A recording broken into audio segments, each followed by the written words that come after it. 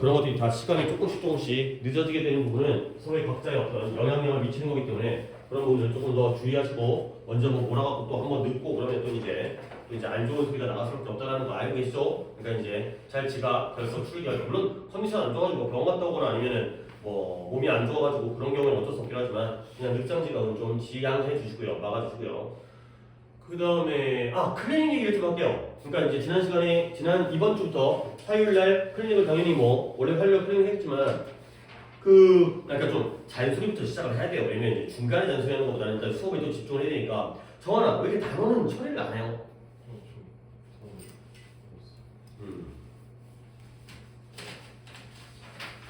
몇 개 됐을까요? 예, 이게 잘했어요. 그 다음에 뒷면 좀 봐봐요. 뒷면. 똑같이 그랬어요. 우리 얘기했잖아요. 수업 시간에는 시간적인 한계 때문에 앞면만 하지만 클리닉 때는 양쪽 다 해야 되는데 상호도 그렇고 그죠? 상호도 깜빡해놓은 것 같아요. 깜빡해갖고 이제 그런 경우는 있긴 하지만 클리닉 때는 양면을 다 하시는 게 좋습니다. 그 다음에 또 한 가지 태민이는 그때 내가 이제 조교수분 때 확인을 했거든. 그러니까 몇 시 왔냐가 중요한 건 아닌데 연어가 필요하니까 연어가 좀 반복공을 하고 내가 늦는다고 얘기했었거든. 늦게 왔다고 하더라고. 그러면 태민이는 그보다는 일찍 온 건데 근데 이제 어떻게 하다가 제출을 늦게 다 못했을까요?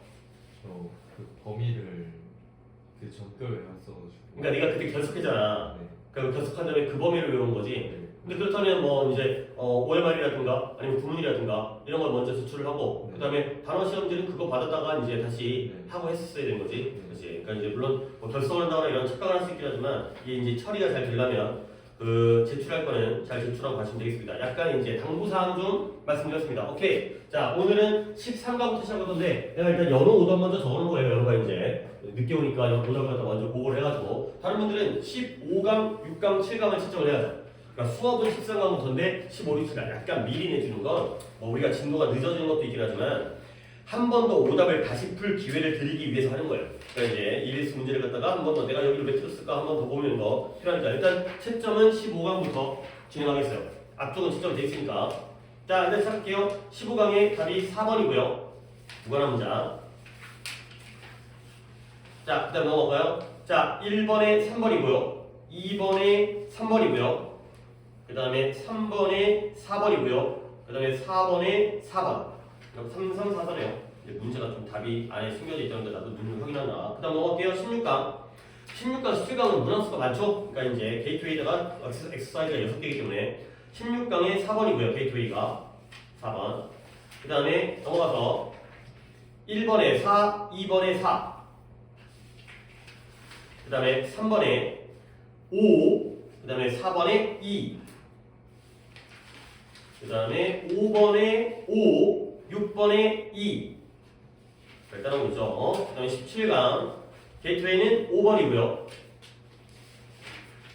그 다음에 엑서사이즈에 1번에 2번, 2번에 3번, 3번에 5번 여기까지. 그 다음에 넘어가서 4번에 2번, 5번에 4번, 6번에 5번까지가 되겠어요. 뭐 아무래도 위치 문제 같은 경우에는 1번 나오는 경우는 거의 없죠. 거의. 근데 이제 2번도 낯설기 때문에 보통 3번, 4번 오거든요. 4번은 솔직히 4번 오기 많은데 3번은 꽤 많고 근데 이제 2번은 좀 적다 보니까 2번이 또 정답일 때에는 오답률이 또 올라가는 경향이 있죠. 1번은 더욱이 그러겠지만 자 일단 여기까지 문학수 점수 그래도 7개, 7개, 5개니까 이제 19개? 뭐 19개는 그렇게 많지 않지만 오답 개수를 19개에 대한 오답 개수를 먼저 듣도록 하겠습니다. 자, 정한이 몇 개요? 5개. 그 다음에 상우는? 교육이요. 찬이는 어떻게 될까요? 6개. 6개고요. 그 다음에 태민이는? 4개고요. 오케이. 뭐 4개, 5개, 6개. 그 다음에 예, 상 15, 16, 17 요 세 강 같은 거죠? 13, 14 아니고 7개. 오케이. 그러니까 이제 오늘은 예상컨대 13강, 14강, 그 다음에 한 15강 정도까지 합할 수 있지 않을까. 16, 17은 그러니까 순서 삽입은 한 번 더 풀어오세요. 그럼 이제 다음 주에 내가 순서 삽입에 대한 뭐 오늘 16강의 게이트웨이까지 나가면 좋긴 하겠는데 순서를 푸는 방법도 내가 좀 요령을 갖다가 알려줄 수 있다면 근데 그게 아니더라도 순서 삽입은 좀 비슷한 그 맥락이 있으니까 한 번 더 풀어보면 진짜 좋을 거예요. 그리고 나서 이제 설명을 드리면 더 좋으니까 자 13강부터 들어가도록 하겠습니다. 13강에 물론 내가 오답은 다시 한번 들어봐야 되기 때문에 13강만 위해서 게이트웨이와 1, 2, 3, 4번 중에서 오답이 있는지 확인 좀 하고. 너무 켜져 있지? 내가 아까 너무 키고 나서 전화했지? 네. 자, 오답 번호 좀 알려주시겠어요? 4번. 자, 산이 4번이고요. 다른 분들은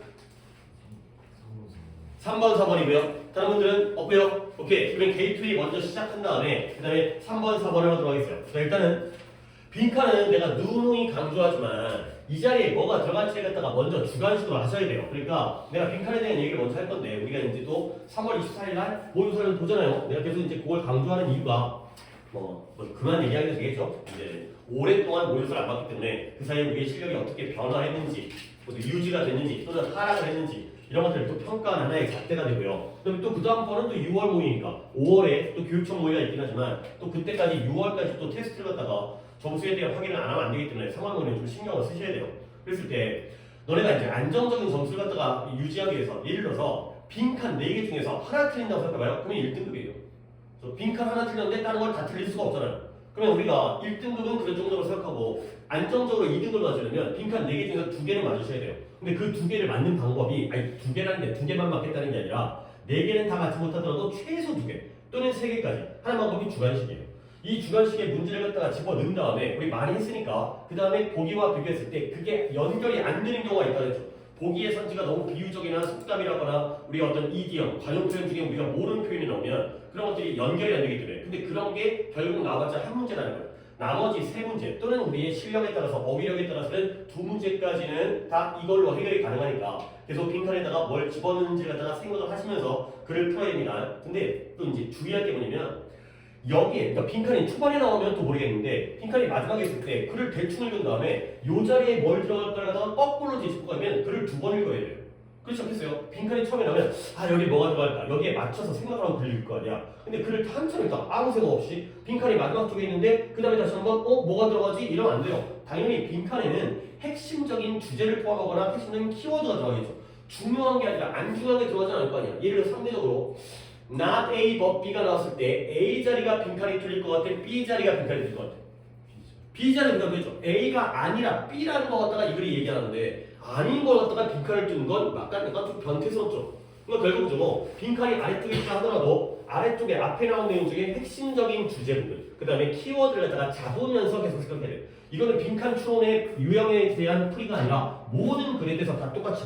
자 시작해봅니다. 초반에 이런 곡물이죠. 그레인이라는 게 곡물 무역 회사예요. 곡물을 거래하는 회사들은 적극적이었어요. 근데 어디에서? 양쪽 다에서 보스에다가 밑줄 치고 뒤에다가 엔드를 찾으면 좋겠죠. 이런 거죠. 아 엔드가 여기네요. 지금 잘못 봤습니다. surplus producing과 food deficit region에 대해서 다 활동적이고 적극적이었다는 거예요. 자 그러면 단어 2개를 챙겨야 되는데 아마 아래쪽에 deficit이라는 단어가 나와 있는 것 같은데요. 이 두 단어는 surplus라는 단어나 이 deficit이라는 단어는 꼭 같이 묶어서 외우셔야 돼요. 이게 딱 반대말이거든요. surplus라는 건 과잉, sur이 위로 넘어가는 거거든. 뭔가 능가하고 뛰어넘는 건데요. 플러스라는 단어 정도는 알고 있잖아요. 더해진 거기 때문에 과잉 또는 잉여. 과잉과 잉여는 남는다는 거야, 모자란다는 거야? 남는다는 거야. 그 다음에 deficit은 반대말로 부족, 결핍이라는 뜻이에요. 모자란다는 거죠. 이렇게 2개의 반대말이고요. 이 2개가 맨날 이렇게 대조관계로 이렇게 쓰여요. 대칭관계로. surplus는 남는 거고 deficit은 부족한 거죠. 모자란 거고요. 그 다음에 이런 뜻도 있어요. surplus가 흑자라는 뜻이고요. deficit은 적자라는 뜻이에요. 흑자와 적자 정도 알고 있죠? 돈을 많이 벌면 흑자인 거고요. 돈을 손해를 보면 적자가 되는 거죠. 남는 것과 모자라는 것의 대조 개념이 되겠어요. 자 그러면 어디에서 이러한 초기에 곡물 거래 회사들이 적극적이었냐면 남게 초과적으로 생산되어지는 지역과 음식이 부족하고 결핍되어지는 지역 양쪽에서 다 적극적이었다는 거야. 그러니까 서플러스랑 데퍼시트의 일단 대조관계가 보이는 거야. 그리고 이런 회사들은 뭐 했다? 그들의 사업으로 만들었어요. 뭘 만들었냐? 투구조사 나오네요.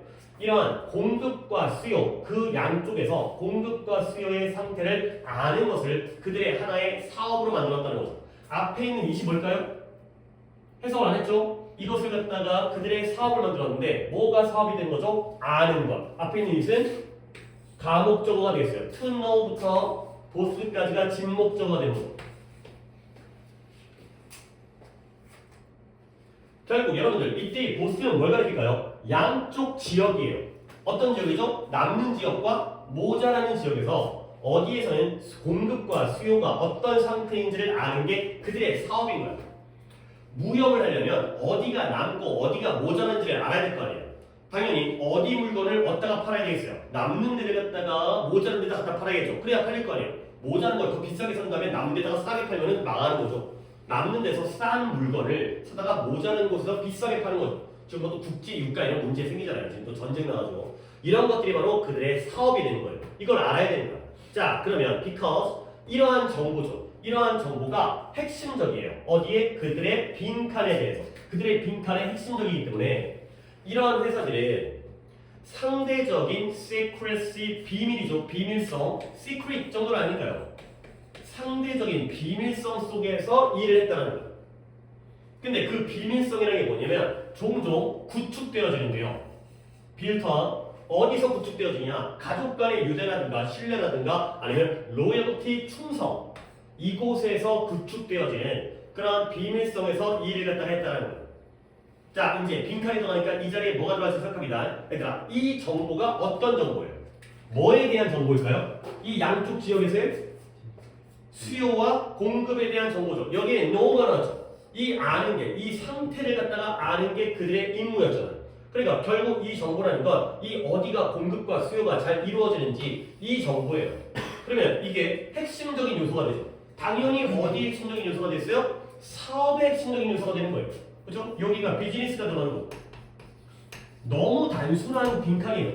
그러니까 물론 저 자리에 빈칸이 비즈니스가 아닌지는 뒤에서 확인을 하겠지만 이 정도까지는 예측을 해봤다는 거야. 여기까지 한 문장 더 보겠습니다. 곡물을 거래하는 회사들은 많이 남는 지역과 모자란 지역에서 다 활동을 해야 돼요. 당연히 남는 지역에서 빨리 사야지 모자란 지역까지 빨리 팔아야겠죠.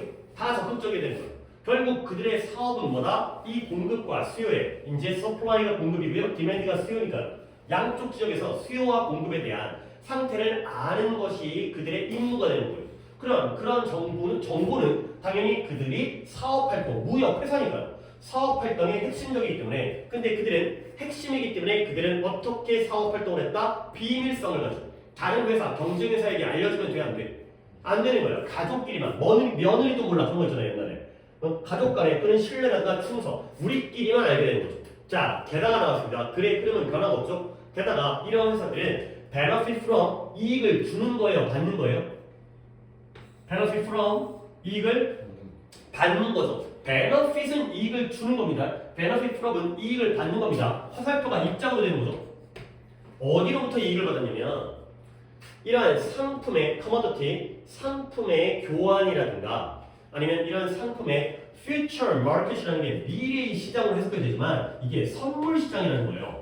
주식에서 선물 시장이 있어요. 이게 뭐 잘못하면 이거 망하는 건데 나는 실제로 해보진 않았지만 솔직히 근데 future market이 뭔 뜻인지 몰라도 돼요.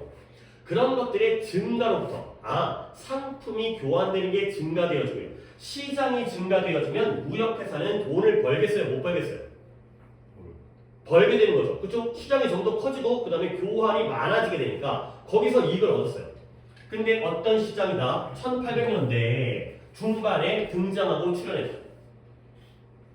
그러면 결국 이러한 농업적인 시장들은 자연스럽게 불안정해요. 근데 농업시장이 왜 불안정하냐면 due to changes in harvest size예요. 수확의 크기에서의 변화 때문에 공장에서 물건을 생산하는 거랑 논밭에서 농산물을 생산하는 것 중에서 뭐가 더 불안정할까요? 생산량의 변화.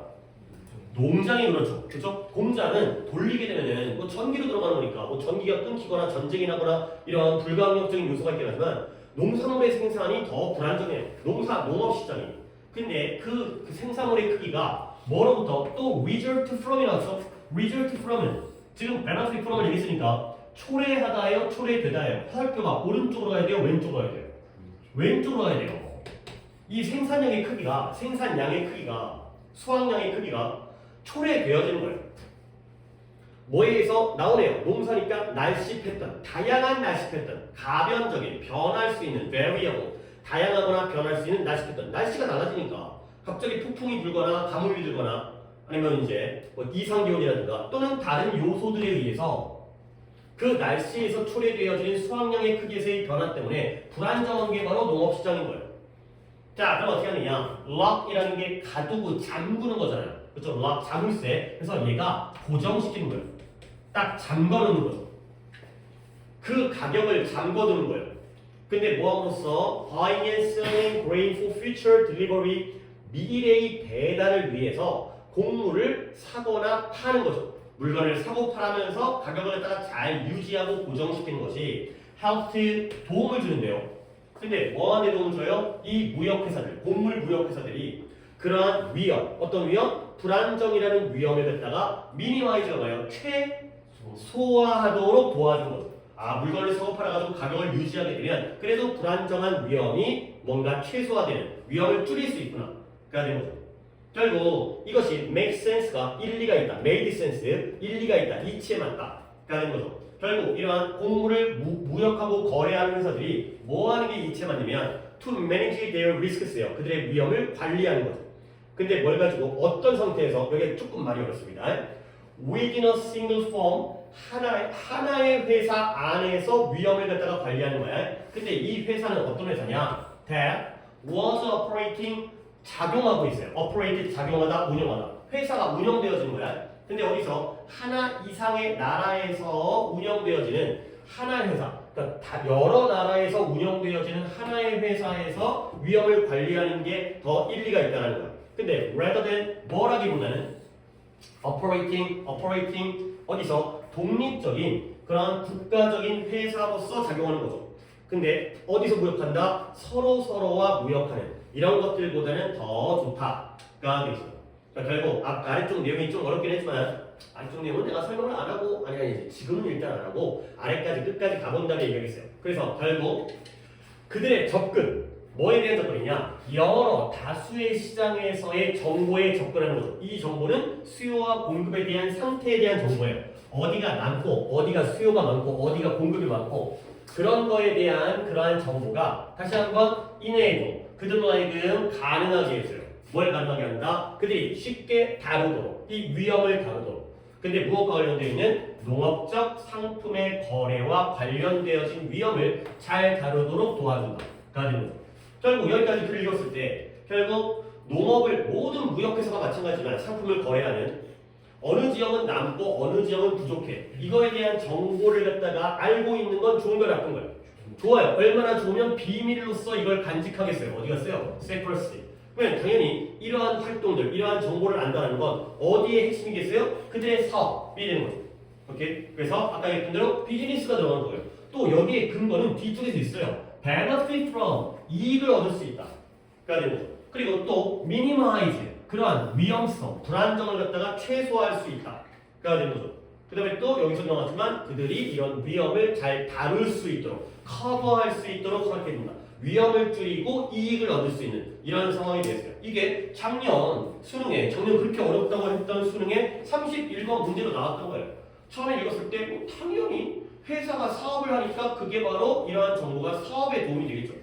이런 식으로 생각 안 하고 글을 읽는다면 당연히 우리 게이트웨이는 우리 이제 여러분들 중에 아무도 안 틀렸죠. 그러니까 1번의 profitability 수익성, 그 다음에 unification, unify라는 게 통합이라는 거거든요. 통일, 그 다음에 innovation 혁신, 3번의 reputation 명성이에요. 명성, 유명해지는 거. 5번의 morality는 뭐예요? 도덕성이 되겠죠. 오케이? 다음 몇 번이에요, 소개를? 1번이에요. 왜? 회사의 목적은, 회사의 사업은 뭘 위한 거예요? 돈을 벌기 위한 거죠. profitability가 들어갈 수밖에 없다는 거죠. 오케이? 그리고 내가 여기가 조금 건너뛰기가 조금 찝찝해갖고 얘기하는 건데 봐봐요. rather than이 나왔습니다. 그러면 B rather than A가 되겠죠. 그러면 A라기보다는 B, operating을 갖다가 한번 볼게요. 여기 operating이 B가 되는 거고요. 여기 operating은 A가 되는 거죠. 그러면 A랑 B 중에서 한 번 더 봅니다. 무역 거래 회사가 그들의 위험을 갖다가 관리하는 게 일리가 있다는 거야. 근데 어디에서 관리하느냐? 하나의 회사예요. 하나의 회사는 어떤 회사다? B를 봅니다. 이 회사는 한 개 이상의 나라에서 운영되어지고 있어요.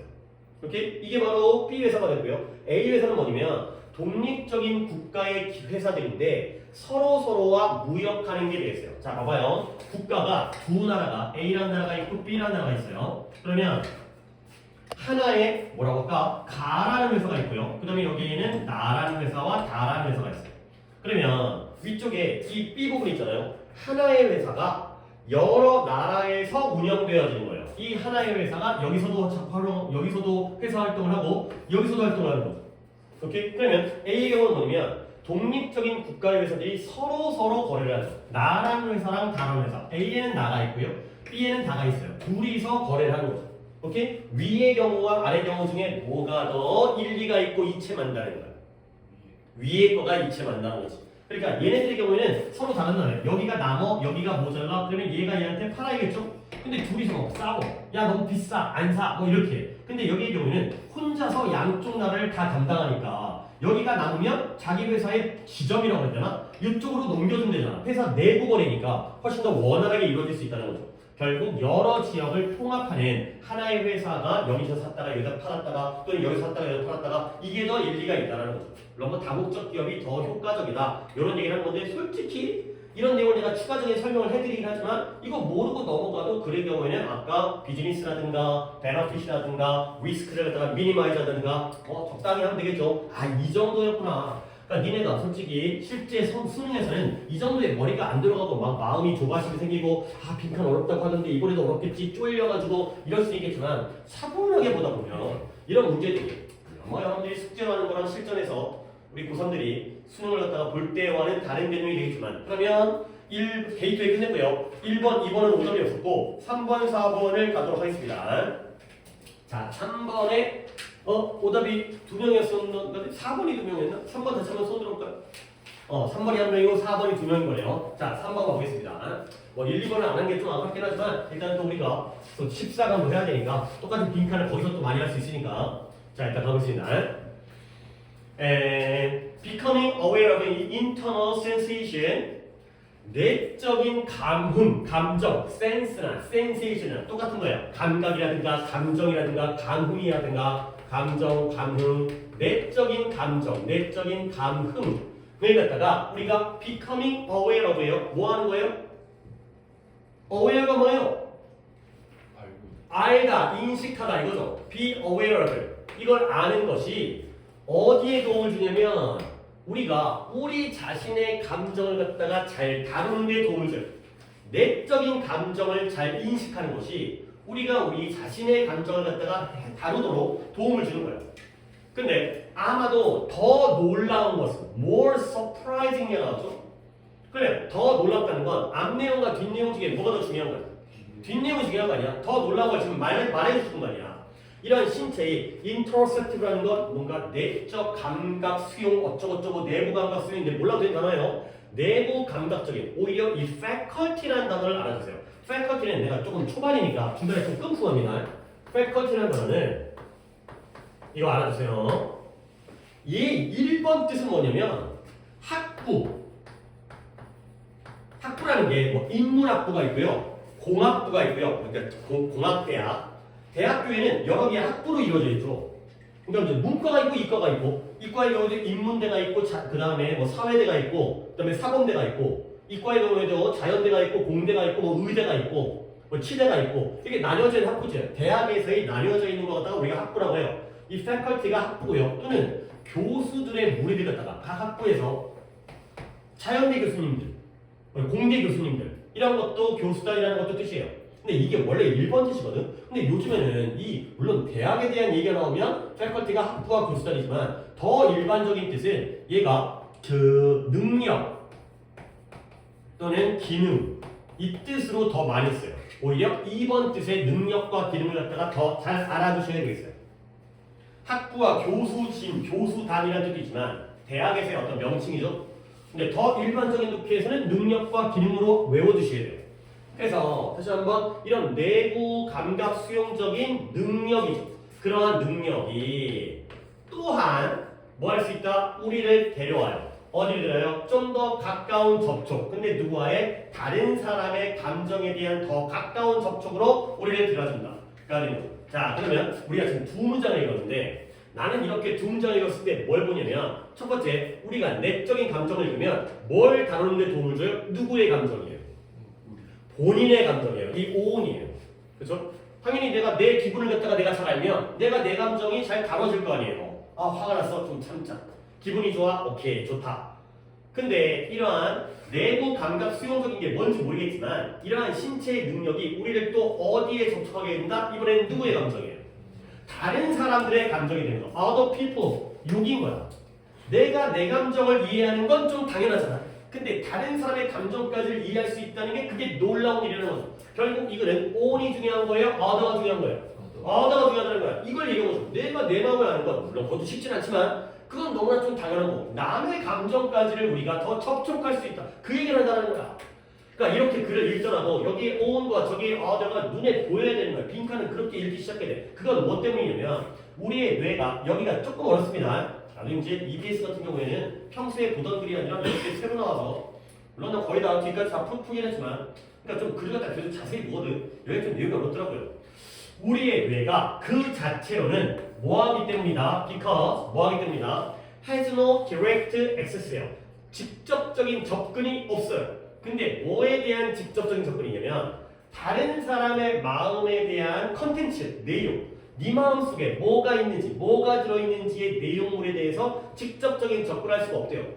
아까는 이해하고 접촉할 수 있다고 했는데 뇌가 접촉할 수 없다는 거죠. 그 다음에 방법이 없어요. 어떤 방법이 없냐면 남들이 느끼는 것을 느낄 수 있는 방법이 없기 때문에 그렇다는 거예요.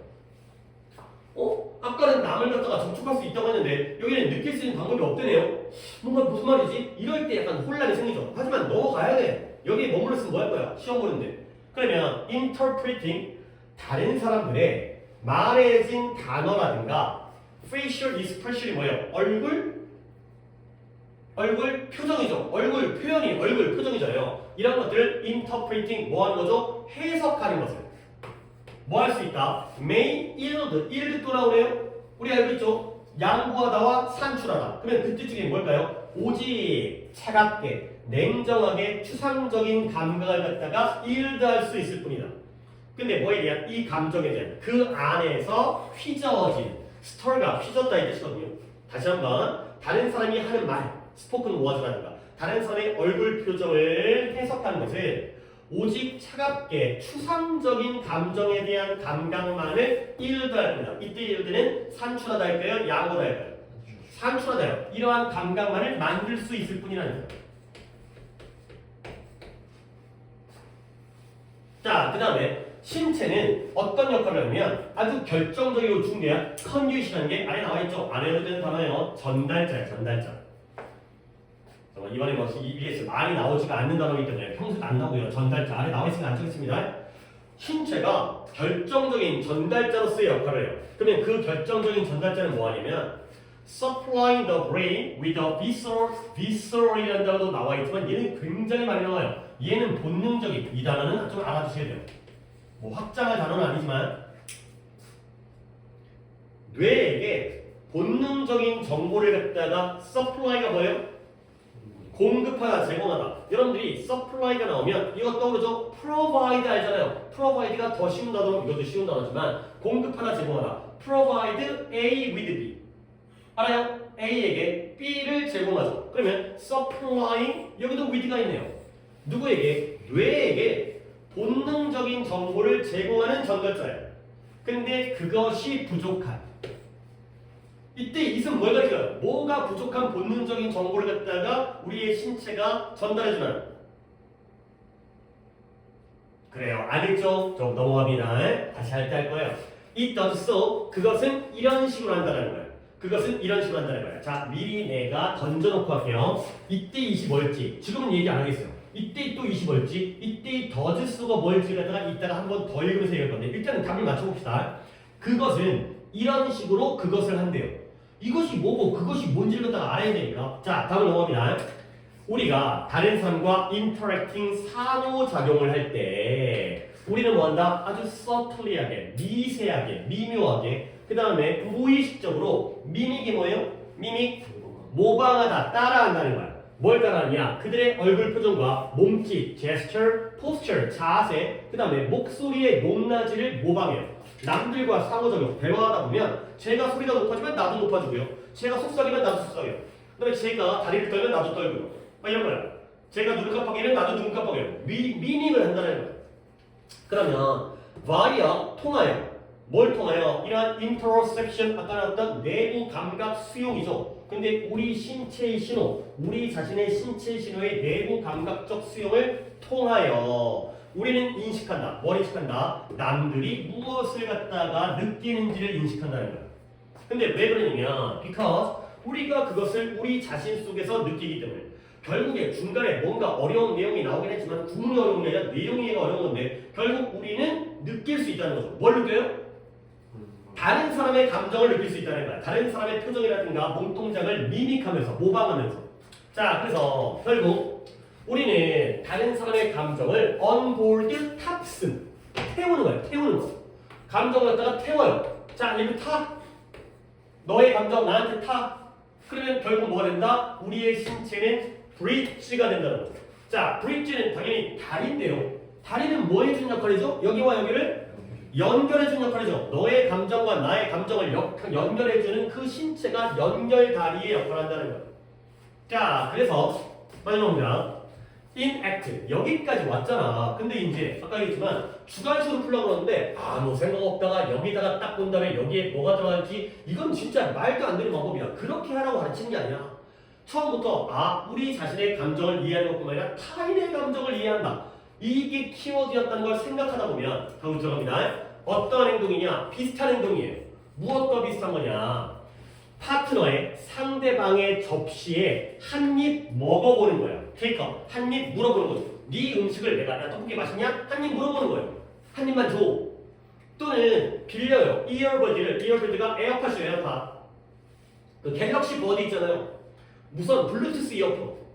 친구가 듣고 있는 음악을 갖다가 듣기 위해서 그 에어팟을 갖다가 블루투스 이어폰을 갖다가 빌려보는 거죠. 결국 네가 먹는 음식을 내가 한번 먹어보고 네가 듣는 음악을 갖다가 내가 들어본다는 건 너의 행동을 내가 따라한다는 거지. 그러면 우리는 뭐 할 수 있을까요? 당연히 뭐가 들어있어요? 뭘 느낄 수 있다? 타인의 감정을 느낄 수 있다. 이게 아니라 뭐가 들어가겠냐고. 이게 아니라 뭐가 들어갈 수가 없다니까. 결국 앞에 있었던 미믹이라는 게 네가 먹는 건 나도 먹어보고 네가 듣는 걸 나도 들어보니까 결국 그러면 타인의 감정, 내가 나의 감정뿐만 아니라 타인의 감정까지도 느낄 수 있다가 되는 거죠. 오케이? 아까 얘기했지만 뭐 인트로셉티브 내부 감각 수용도 몰라도 돼요. 컨빗 몰라도 돼요. 비서럴이라는 단어는 챙겨야 돼요. 자주 나와요. 본능적인. 근데 뭐 아래쪽에 설명을 해주지만 알고 있으면 훨씬 좋습니다. 뭐 아래 있는 단어에서 보는 것보다는 내가 아는 내 어휘 실력이 이렇게 는다는 거. 자, 그러면 3번의 오답자가 한 명이었기 때문에 타인의 감정을 이해하는 걸 보기를 갖다가 한번 찾아볼까요? 2번에 샘플이 뭐예요? 표본, 견본 또는 시식하는 거예요. 시식이 뭐야? 마트 가가지고 한번 먹어보는 거죠. 이게 어떤 맛일까? 맛보는 거예요. 타인의 감정을 맛본다는 거죠. 오케이? 너의 오답은 4번이었어요. 자, responding. 근데 야, 타인의 감정을 느낀다는 건 공감 아니에요? 그렇죠? 진정한 공감을 without이 틀린 거죠. 공감 없이 반응하는 게 아니라 공감을 가지고 반응해야지 우리 답이 될 수가 있어요. 그렇죠? without이 오답이 되는 거죠. 오케이? 그러면 내가 이제 독해 하나 좀 끝냈잖아. 근데 중간에 이런 부분들 솔직히 문제도 솔직히 그러면 이런 부분은 그냥 없어도 되지 않을까요? 아니 이런 부분을 이해하는 능력을 키워야지 또 다른 문제를 풀 거 아니야. 이 문제는 이 부분을 갖다가 건너뛰어도 풀 수 있었지만 초반 부분에서 여기였잖아요. 이보다 더 놀라운 거 on과 other를 갖다가 봤다면 또 마지막에서도 다른 사람 여기도 또 있잖아요. 우리 힌트를 준다니까. 근데 이쪽 부분을 갖다가 내가 봐봐. 그러니까 나는 어떻게 글을 읽냐면 굳이 약간 오버스러울 수 있습니다. 문제 맞았으면 되는 거 아니에요? 근데 이 실력을 가져가는 거야. 브레인과 바디의 바디가 어디 있어요? 바디의 대조관계였어요. 뇌와 신체, 정신과 육체의 대조관계였어요. 뭔 소리냐? 다시 한번 이렇게 보이면 뭐가 이렇게 있는지 봐봐라. 이건 뭐 때문이냐면 뇌는 스스로는 다른 사람의 마음속에 있는 내용에 직접적으로 접근할 수 있어요? 없어요? 없어요. 그러면 그 사람들이 뭘 느끼는지를 갖다 느낄 수 있는 방법이 있어요? 없어요? 없어요. 뇌는 못 느껴요. 이 뇌, 이성적인 뇌는 네가 어떤 감정을 느끼는지 알 수가 없다는 거예요. 그러면 봐봐요. 다른 사람이 하는 말이라든가 얼굴 표정을 해석하는 것 오직 추상적인 감각, 그들의 감정에 대한 추상적인 감각만을 만들어낼 뿐이다. 잘 이해돼? 해석하는 건 오직 추상적인 감각만을 만들어낼 뿐이라는 건 이해할 수 있다는 거 없다는 거야? 없다라는 거야. 그렇죠? 그러니까 대략적으로 대충 저렇지 않을까? 이 정도밖에 안 된다는 거야. 결국 인터프리팅은 뇌의 경우에요, 신체의 경우에요. 해석한다는 거. 네 말을 갖다가 해석한다는 건 머리예요, 신체예요. 머리예요. 머리로는 이거밖에 안 돼. 근데 신체가 오히려 결정적인 전달자가 된다는 거야. 그러면 신체는 뭘 해주면 신체가 뇌한테 제공을 해줘요. 뭘 제공하다? 그것이 이걸 어떻게 지웠지? 그것이 부족한 정보를 본능적인 정보를 제공해줘. 오케이? 이게 뭘 가리켜요? 아니에요. 왜 신체가 부족해요? 신체가 제공한다니까요. 누구한테? 뇌한테 본능적인 정보를 누가 부족한 거야? 뇌가 부족한 걸 제공해 주겠죠. 뇌는 없으니까. 이런 걸 잘해야 된다니까요. 이게 이제 그냥 실력이 아니라 높은 실력이죠. 뇌가 부족한 걸 전달하는 거야. 그러면 그것을 하는데, 그렇게 하는데 이런 방식으로 한다는 거야. 이런 방식은 뒷부분이 나오는 거죠. 어떤 식으로 한다? 남과 상호작용할 때 어떤 식으로 모방을 하면서 한다는 거예요. 오케이? 그러면 이때 이 뭘 가리켜요? 신체예요. 이게 신체예요. 그러면 이때 이 does는 뭘까요?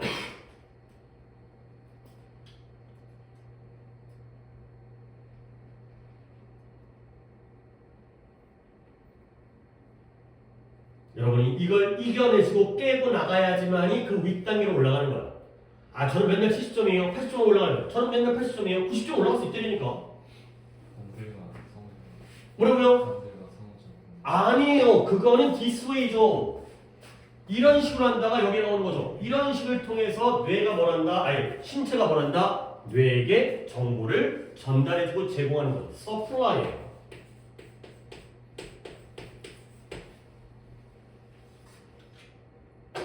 결국 뇌는 못하니까 신체가 해주는 거야. 머리로는 이해가 안 되니까 몸으로 이해하는 거죠. 어떤 방식으로? 모방하면서 얼굴 표정과 자세를 따라하면 몸이 반응을 하는 거야. 한 번 더 이런 것들을 고민을 해보시는 시간을 좀 가질 필요가 있어요.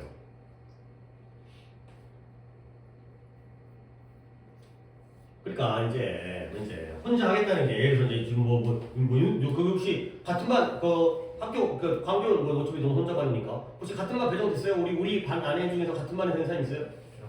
정한이랑 찬이 같은 반이고요. 태민이 누구랑 같은 반 있어요? 윤소랑 같은 반 됐어요. 예, 나중에 내가 좀 약간 부탁 좀 할게요. 지금 전달할 때 이때 있어가지고 친하진 않죠? 볼 수는 있잖아요. 그래서 나중에 좀 전달 부탁 좀 할게요. 그래서 이제 그만두긴 했지만 그래도 나랑 오랫동안 1학년 때부터 다녔기 때문에 오랫동안 했으니까 이제 혼자 할만하죠. 잘 하니까 혼자 할만하죠. 다른 과목이 또 이제 급하기도 하니까 여러분들은 물론 여러분들은 또 다른 과목이 급하죠. 그렇죠? 근데 조금만 더 해야 돼요. 그러니까 이런 거 이제 우리가 이제 여러분들 이런 것들을 스스로 혼자서 뇌가 부족한 걸 신체가 제공해 주는 거예요. 그리고 그 신체가 제공을 어떤 식으로 한다? 이런 식으로 한다. 일단 타인의 감정 정도 하시면 답은 맞아요. 근데 이제 여기서도 뇌가 못하는 걸 신체가 모방을 통해서 할 수 있구나. 가 되는 거죠. 오케이? 그다음에 4번은 두 분이 틀렸는데 4번이 좀 어려워요. 4번이 특히 이 선지가 어려워요. 그러니까 보기가.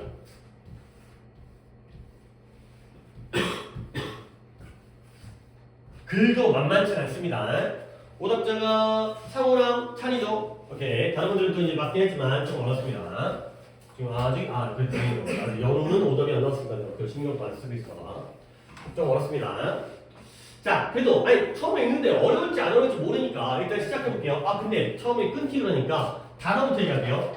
over extension이라는 단어가 있는데요. 여러분들 extension이 뭔 뜻이에요? 그렇죠, 확장. expansion. 같이 연달아 쓰겠습니다. 또 옛날에 이제 내신 대비 하다가 어떤 학교의 선생님이 extension과 expansion을 구별하는 시험 문제를 냈다가 우와 이것까지 구별해야 돼? 나도 깜짝 놀란 적이 있었는데 좀 다른 개념이래요. 너네 extension이 평소에 뭘 쓰냐면 여기에 전기 콘센트 있죠? 콘센트에 꽂아가지고 길게 한 다음에 3구, 4구 스위치 달려있고 이거 있죠? 이걸 우리가 extension이라고 해요. 왜요? 전기선을 뭐 하는 거죠? 늘려주는 거죠. 그렇죠? 저기에 꽂혀있는 걸 멀리까지 꽂아주는 게 바로 extension이라고 하는 거거든요. 결국 얘가 연장이라는 뜻이에요.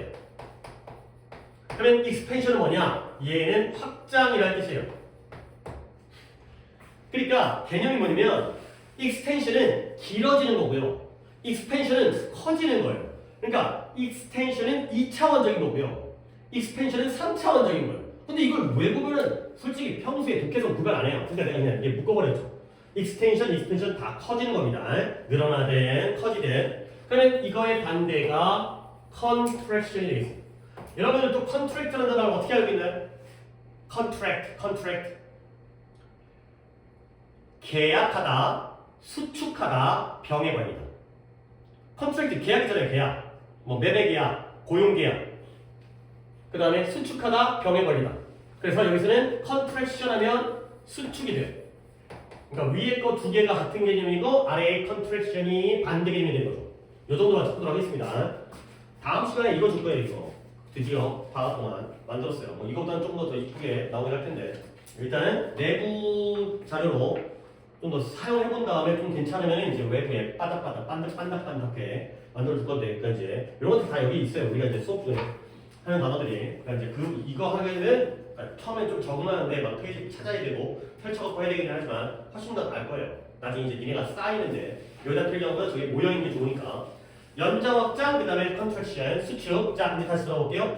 오버 익스텐션이니까 늘어나긴 늘어나는데 어떻게 늘어나는 거예요? 과도하게 늘어나는 거예요. 과연장 지나치게 연장된 거예요. 자 시작해봅니다. 강력한 크리티시즘 비판. 뭐에 대한 비판이냐면 기술의 과도한 연장에 대한 강력한 비판이 뭘 포함하고 있다? 주장을 포함하고 있어요. 뭘 포함한다? 뭐에 대한 주장? Dehumanization. 선생님 이런 단어 너무 어려운 것 같아요. 중간에 human이 있죠. 그러면 human은 인간이니까 humanization은 인간화예요. 인간처럼 되는 거야. 그러면 dehumanization은 인간화일까요? 아니면 비인간화일까요? 비인간화예요. 탈인간화, 비인간화, 비인격화. 인간이 안 된다는 거야. 결국 내가 또 글을 갖다가 읽어볼까? 나는 어떻게 읽냐? 아, 여기서 벌써 인간과 기술이 나오는구나.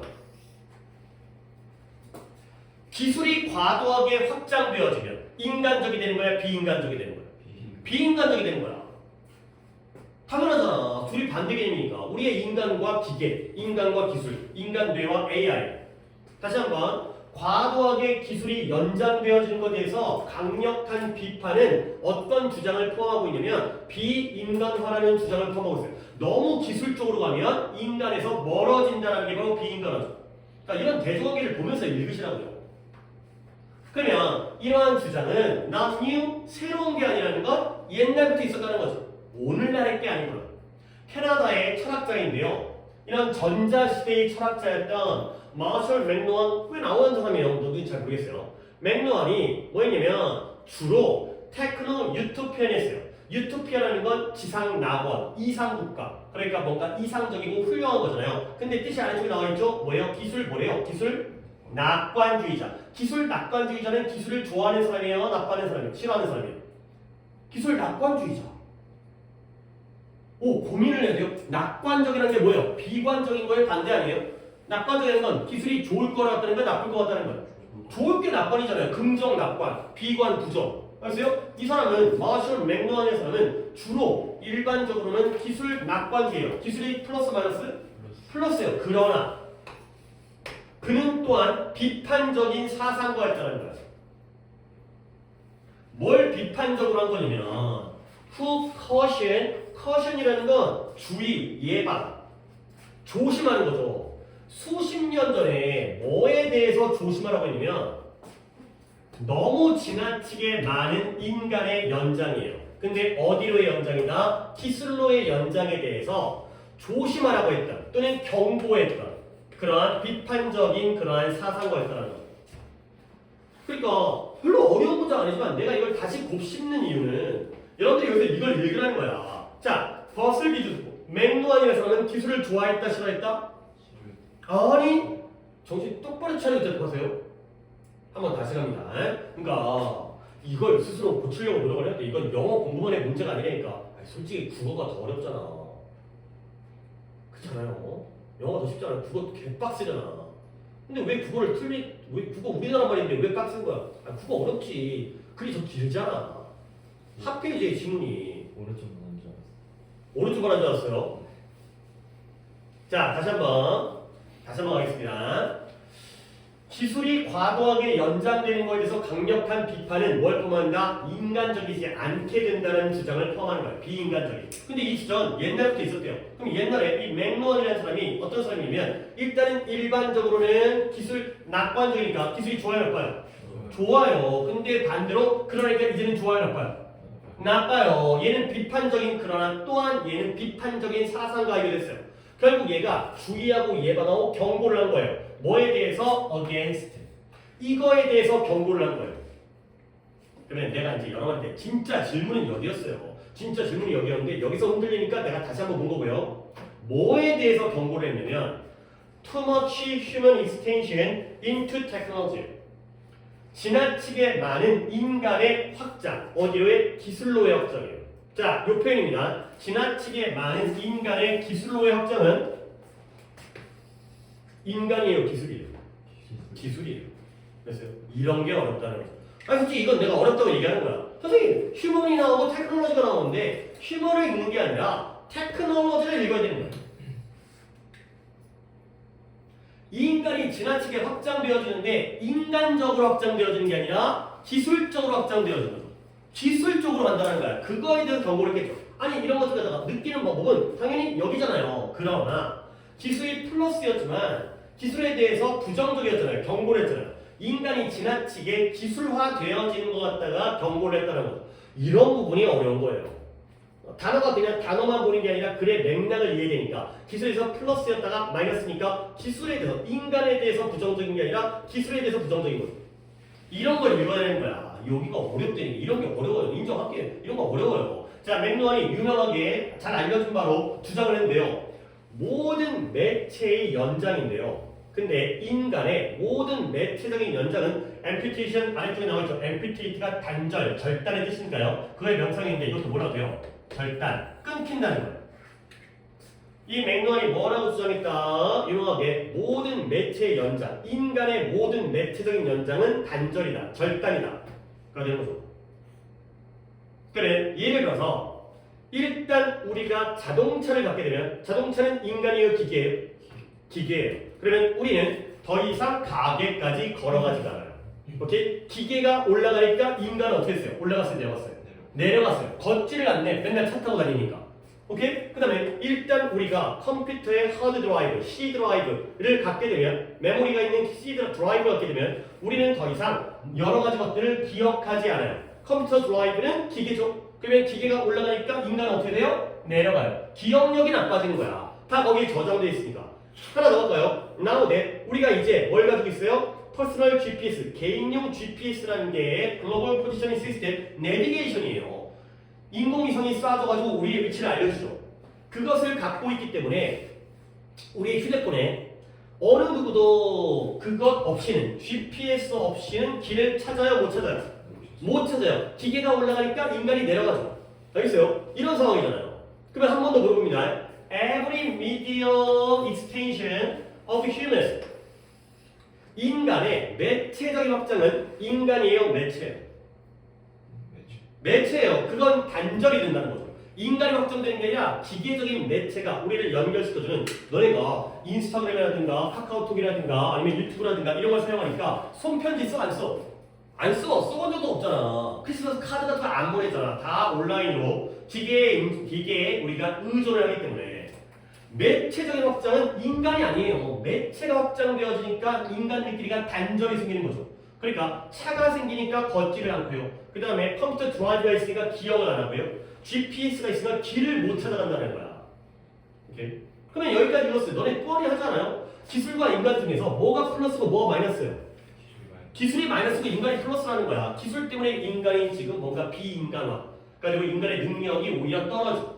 이런 것들, 인간의 확장이 인간이 오히려 좋아지는 게 아니라는 거야. 자, 그래서 뭘 기반으로 해서 맥루언의 필로소피, 맥루언의 의견을 우리가 읽었으니까 우리는 점점 더 어떻게 된다? 리터리시라는 단어는 문해력이죠. 근데 포스트라는 건 원래 우리가 단어를 외울 때는 프리라는 게 이전이라는 뜻이잖아. 이거 알고 있죠? 포스트는 원래 이후라는 뜻이에요. 근데 이 포스트라는 게 벗어났다 이 뜻이 돼요. 포스트 모더니즘 하면 모더니즘을 벗어난 거예요. 그 다음이기 때문에. 그래서 포스트 리터리시 나와있죠? 탈문해력. 문해력을 벗어났다는 거야. 문해력이 뭐예요? 읽고 쓸 줄 이해할 수 있는 능력이죠. 우리는 점점 더 탈문해력이 된다는 거야. 탈문해력이 된다는 건 문해력이 커진다는 걸까? 부족해진다는 걸까? 부족해지는 거야. 말귀를 못 알아들어. 요즘에 이런 것도 독해의 소지로 많이 나오잖아요.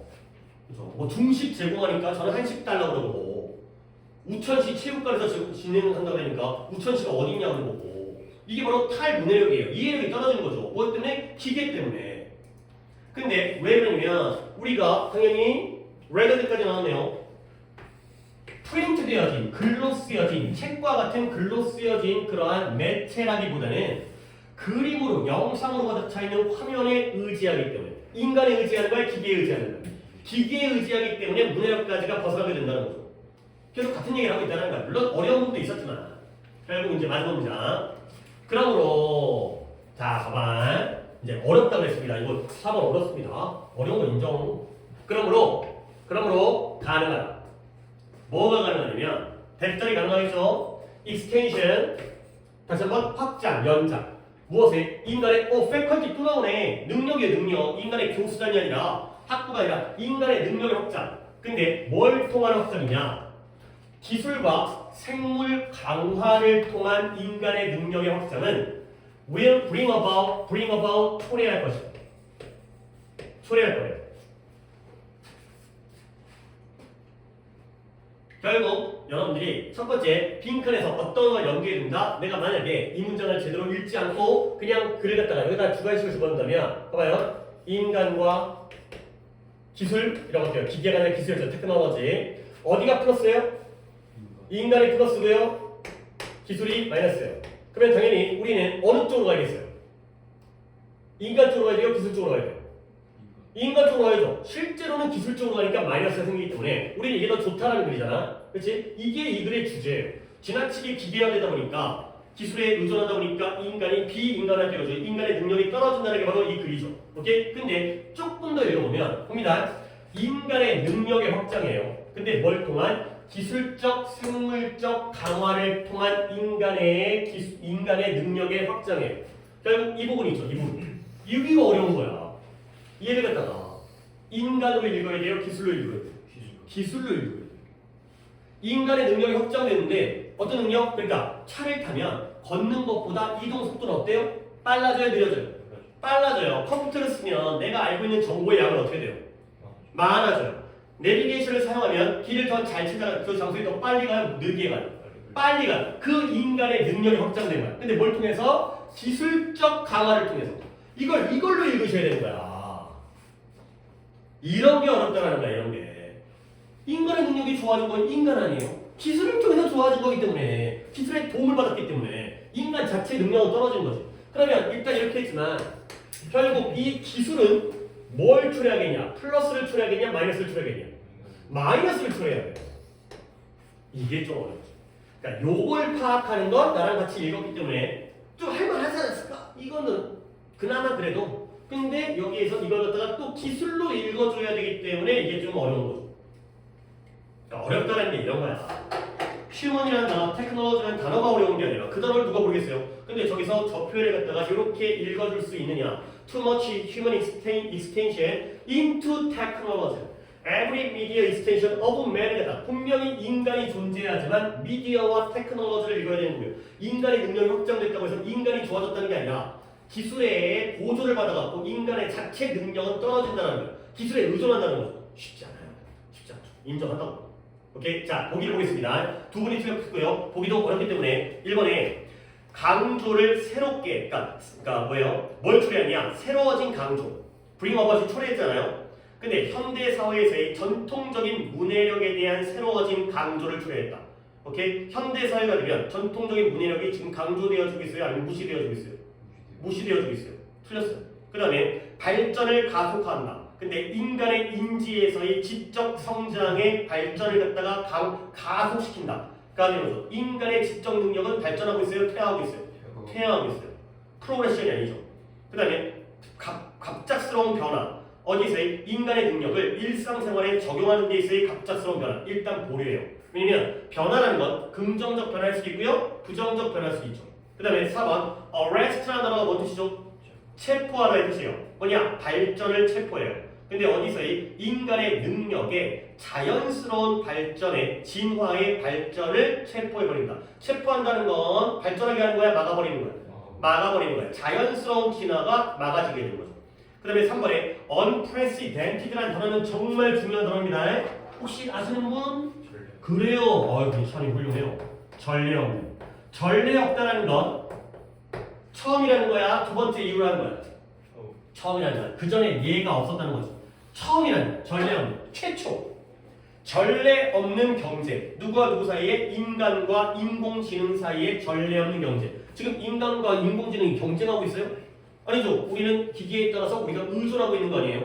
그죠? 경쟁이 아니에요. 오케이? 오답자 다음 뭐가 돼요?